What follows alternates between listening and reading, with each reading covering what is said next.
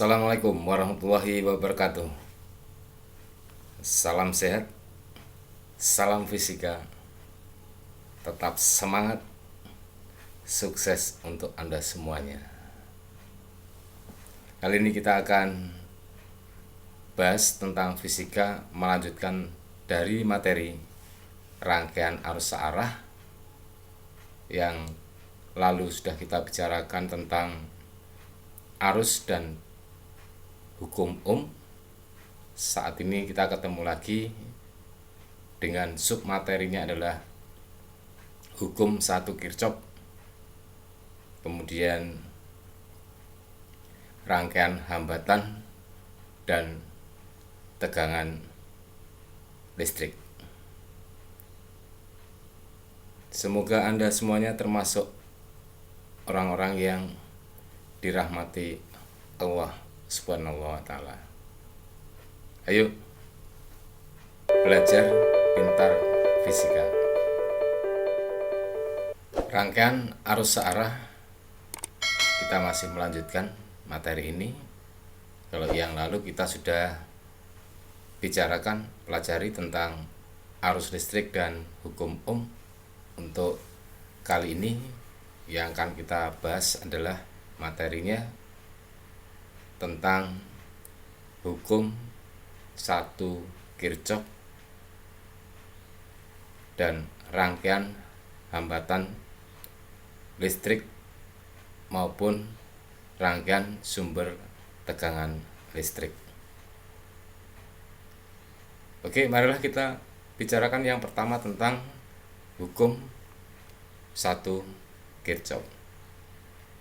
Nah, hukum satu Kirchhoff ini dikenal sebagai hukum rangkaian yang bercabang. Menyatakan bahwa jumlah kuat arus listrik yang menuju titik percabangan sama dengan jumlah kuat arus listrik yang meninggalkan titik percabangan tersebut atau titik percabangan itu. Selanjutnya, tengoklah ilustrasi berikut ini. Kita gambarkan ada sebuah titik percabangan, kemudian ada arus listrik I1 menuju ke titik percabangan. Kemudian ada I2, arus I2 juga menuju ke titik percabangan tersebut. Selanjutnya ada arus I3 meninggalkan titik percabangan. I4 meninggalkan juga, dan kemudian ada arus I5 meninggalkan titik percabangan tersebut. Nah, dari hukum satu Kirchhoff ini yang menyatakan jumlah kuat arus listrik yang menuju titik percabangan sama dengan jumlah kuat arus listrik yang meninggalkan titik percabangan itu bisa dituliskan persamaannya adalah sigma I masuk sama dengan sigma I keluar, di mana sigma I atau jumlah I yang masuk itu kalau dilihat dari gambarnya adalah I1 dan I2. Sedangkan yang meninggalkan titik percabangannya adalah I3, I4 dan I5. Dan selanjutnya materi berikut adalah rangkaian hambatan. Hambatan itu adalah suatu komponen elektronika yang sifatnya menghambat jalannya arus listrik. Nah, di dalam rangkaian hambatan ini nanti yang akan kita bicarakan ada dua, yaitu rangkaian hambatan secara seri dan rangkaian hambatan secara paralel. Untuk rangkaian hambatan secara seri, yaitu beberapa hambatan disambungkan secara bersambungan, ya, antara hambatan satu dengan hambatan yang lain sambung menyambung menjadi satu gitu. Untuk rangkaian hambatan secara seri ini perhatikan pada skema gambarnya di sini adalah ada 3 buah hambatan R1, R2, dan R3 yang disambungkan secara seri dan kemudian diberi sumber listrik yang besarnya adalah V ya.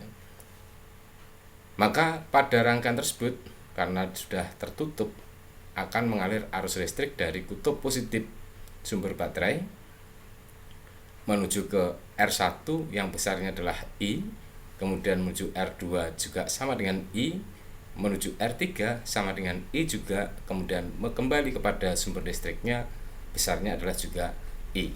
Nah, berarti dengan demikian pada rangkaian hambatan seri ini arus yang mengalir pada hambatan R1, R2, dan R3 besarnya adalah sama dengan pada sumber listriknya.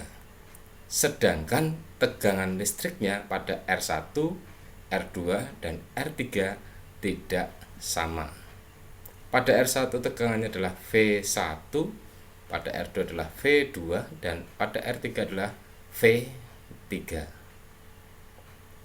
Nah, dari rangkaian tersebut jika kita berikan notasi di paling kiri sebelahnya R1 itu kita berikan notasi A, kemudian pada paling kanan atau sebelah kanannya R3 itu kita berikan notasi B, maka beda potensial listrik atau tegangan pada titik A sampai B itu adalah merupakan jumlah dari V1, V2, dan V3. Jadi VAB sama dengan V1 plus V2 plus V3. Nah, VAB sendiri besarnya adalah sama dengan V dari sumber listriknya. Sehingga VAB bisa kita ganti dengan V sama dengan V1 plus V2 plus V3. Menurut hukum Ohm, R sama dengan V per I atau V sama dengan I kali R.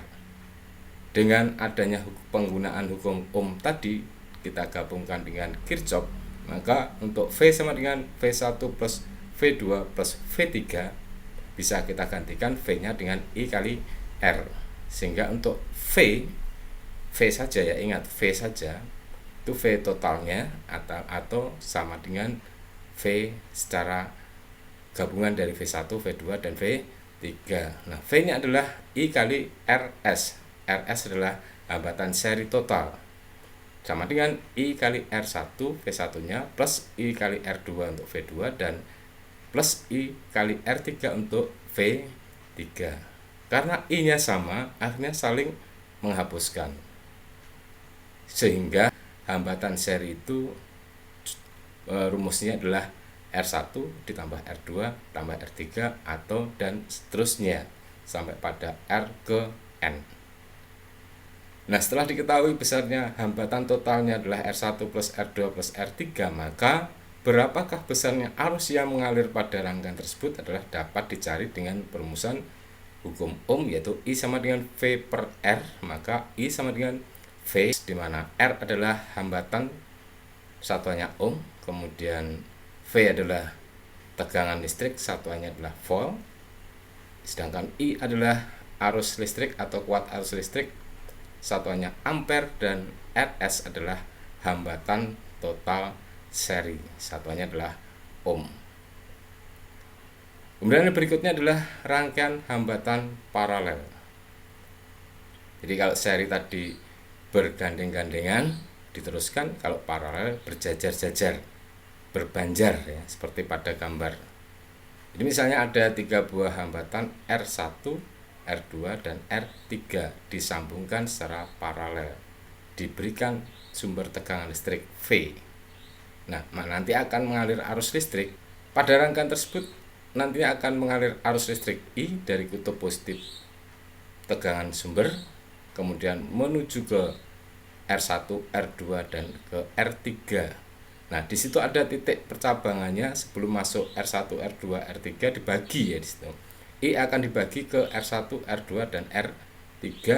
Yang ke R1 kita berikan notasi I1, yang ke R2 kita berikan notasi I2, dan untuk pada R3 kita berikan notasi I3. Jadi besarnya I arus yang masuk pada titik percabangan sama dengan jumlah yang keluar dari titik percabangan tersebut. Jadi I nantinya akan sama dengan I1 plus I2 plus I3. Nah, I1 tadi menuju ke R1, keluar lagi dari R1 sama dengan juga halnya dengan R2, keluar juga dari R2, R3 keluar juga, besar arusnya tetap I1, I2 dan I3 bertemu jadi satu, kembali ke menjadi I, kemudian menuju kembali kepada sumber tegangan listriknya. Nah, selanjutnya tegangan yang terukur antara titik A sampai titik B adalah sama dengan VAB yang besarnya sama dengan V. Jadi pada R1 tegangannya V, pada R2 tegangannya V, pada R3 tegangannya pun juga V yang besarnya sama dengan VAB. Jadi I sama dengan I1 plus I2 plus I3 dari hukum Ohm diperoleh I itu besarnya sama dengan V per R, tegangan dibagi nilai hambatannya, sehingga I plus I1 plus I2 plus I3 bisa diubah menjadi V per R sama dengan V per R1 plus V per R2 plus V per R3. V nya sama, saling menghapuskan, sehingga hasilnya adalah 1/R. Nah, di sini nanti adalah menjadi 1/Rp karena paralel, totalnya kita nyatakan dengan lambang Rp. Jadi 1/Rp sama dengan 1/R1 plus 1/R2 plus 1/R3. Dan arus yang mengalir besarnya I adalah V per R paralel. Nah, itu adalah sebagai keterangannya. R hambatan, V tegangan, I arus, Rp adalah hambatan total paralelnya. Yang berikutnya, yang ketiga adalah rangkaian jembatan Wheatstone. Rangkaian jembatan Wheatstone ini adalah merupakan upaya atau metode atau cara untuk mencari jika ada hambatan yang nilainya belum diketahui atau datanya hilang. Jadi tulisannya hilang atau data-datanya sudah hilang ya, nilainya berapa ohm itu sudah hilang, sehingga kita harus mencari, menentukan berapakah besarnya nilai hambatan yang ada pada saat itu.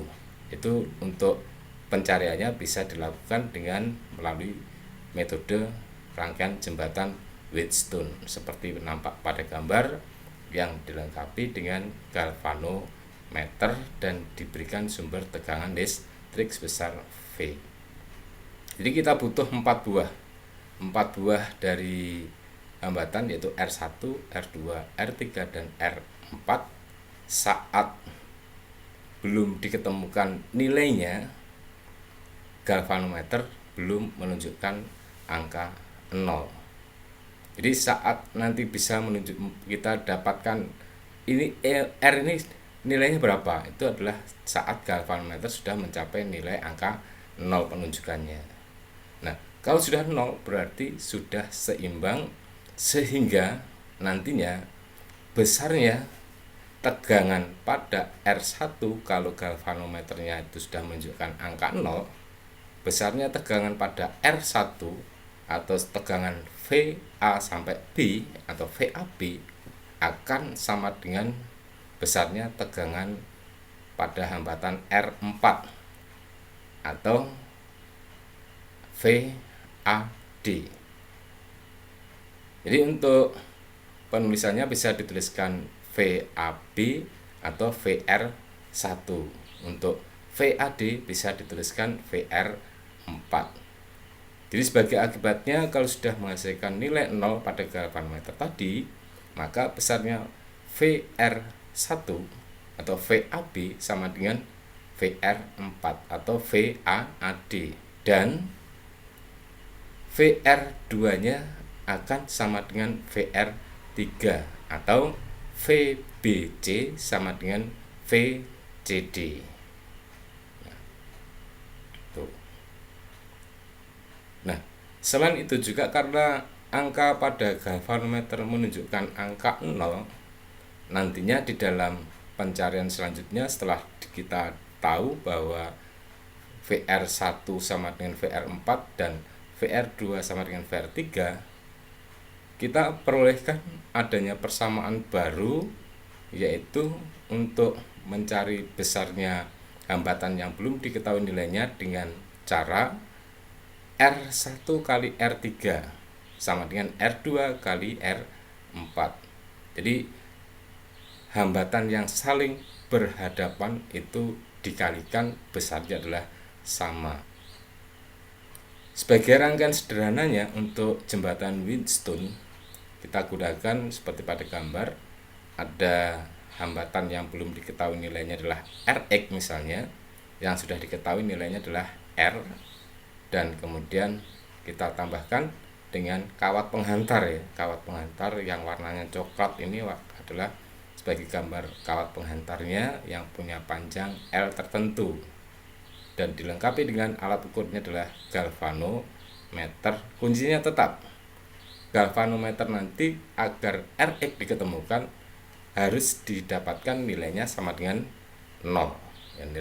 Pada colok ukurnya galvanometer ini yang bawah yang menempel di kawat penghantar itu bisa digeser ke kanan, bisa digeser ke kiri. Nah, kebetulan ini adalah kita geser ke kanan sehingga galvanometer menunjukkan angka 0. Untuk selanjutnya ingat bahwa di materi yang lalu itu adalah penghantar itu pun juga punya nilai hambatan, namanya hambatan penghantar yang dapat ditentukan dengan pencariannya melalui rumus R sama dengan rho L per A. Nah, jadi yang kita pakai sebagai pedoman menentukan selanjutnya adalah pada panjangnya penghantar ini. Itu akhirnya mencapai angka 0 pada galvanometer pada ukuran panjang kawat penghantarnya yang di sebelah kiri adalah L1 dan di sebelah kanan adalah L2. Maka nanti kalau kita perkalikan, untuk L1 berarti punya hambatan R1, L2 punya hambatan R2. Nah, hambatannya saling berhadapan di sini adalah R dan L2, Rx dengan L1. Jadi kunci utamanya tadi adalah galvanometer harus menunjukkan pada angka 0. Berarti mengalami suatu keseimbangan atau kesetimbangan. Dengan demikian, dari yang saling berhadapan adalah Rx dengan L1 dikalikan sama dengan R dengan L2 dikalikan. Jadi Rx kali L1 sama dengan R kali L2. Maka Rx sama dengan L2 per L1 terus dikalikan dengan R yang nilainya sudah diketahui. Rx sama dengan L2 per L1 kali R.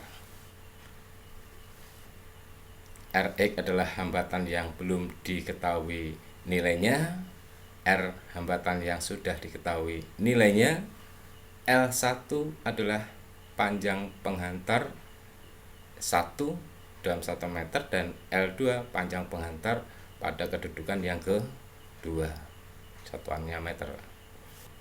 Yang ketiga, rangkaian sumber tegangan. Tegangan listrik atau sumber listrik memiliki dua macam tegangan, yaitu tegangan karena sumber listrik itu sendiri yang kemudian disebut sebagai gaya gerak listrik, sedangkan yang kedua adalah tegangan jepit. Nah, tegangan jepit itu adalah tidak sama dengan GGL atau tegangan sumbernya.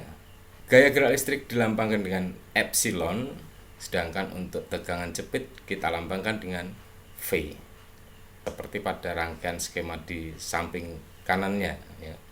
Jadi ada sumber listrik punya hambatan dalam R kecil, kemudian dirangkaikan dengan hambatan luar R besar, ada saklar masih terbuka. Kalau masih terbuka berarti belum ada arus listrik yang mengalir.